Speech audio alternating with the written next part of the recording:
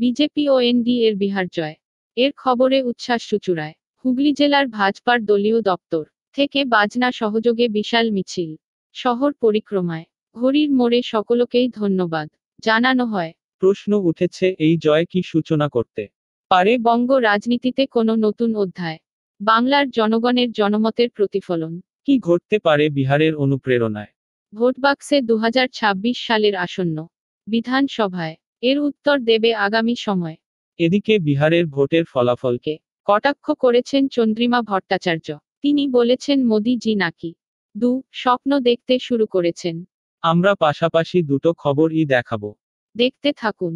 চিরঞ্জীব চট্টোপাধ্যায় খবর কলকাতা, পুলক চক্রবর্তী খবর মহানগর, সমীর ভর ইনপুট এডিটর, স্কাই নিউজ ইন্ডিয়ার প্রতিবেদন।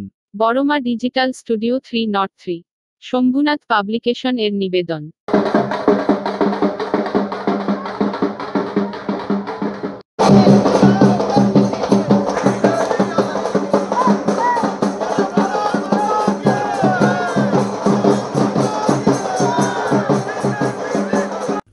আজকে বিহারের নির্বাচনের ফলাফল, আর সেই ফলাফল দেখে দারুণ উত্তেজিত আমাদের দেশের মাননীয় প্রধানমন্ত্রী মোদিজি।